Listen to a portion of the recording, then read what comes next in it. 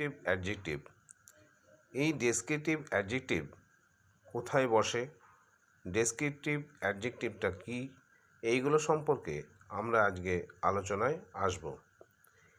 এই ডেসক্রিপটিভ অ্যাডজেক্টিভটা সর্বদা নাউনের আগে বসে নাউনের গুণ, অবস্থা, তার বৈশিষ্ট্য এগুলোর বর্ণনা দেয়। কয়েকটি উদাহরণ সহযোগে আমরা এর বোঝানোর চেষ্টা করলাম। Ram is an honest person. Ram একজন সৎ ব্যক্তি। এখানে পারসন হলো নাউন, তার আগে অনেস্ট ব্যবহার করে এই পারসনের তার গুণ প্রকাশ করেছে। অনেস্ট অর্থাৎ সৎ, তাহলে ব্যক্তিটা কেমন? সৎ ব্যক্তি, অনেস্ট পারসন অর্থাৎ an honest person. Kolkata is a large city. Kolkata একটি বৃহৎ নগরী। এখানে নাউন সিটি, তার আগে বৃহৎ লার্জ ব্যবহার করে এই সিটির তার অবস্থার প্রকাশ করা হয়েছে।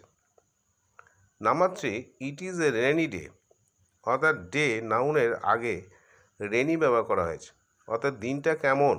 রেনি ডে অর্থাৎ বৃষ্টির দিন। Today is a very hot day. এখানে ডে নাউনের আগে হট ব্যবহার করা হয়েছে, অর্থাৎ ডে দিন, সেটি কীরকম দিন? না হট, গরম দিন।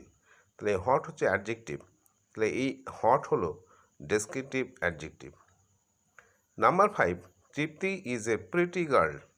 তৃপ্তি একটি সুন্দরী মেয়ে।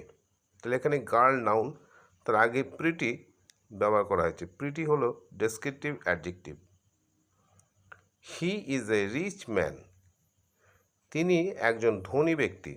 তাহলে ম্যান নাউনের আগে এই ধনী রিচ ব্যবহার করা হয়েছে, অর্থাৎ লোকটি তার অবস্থা প্রকাশ করা হয়েছে রিচ অ্যাডজেক্টিভ দিয়ে। তাই এই রিচ হলো ডেসক্রিপটিভ অ্যাডজেক্টিভ। আজকে ইংরেজির এই পর্যন্ত।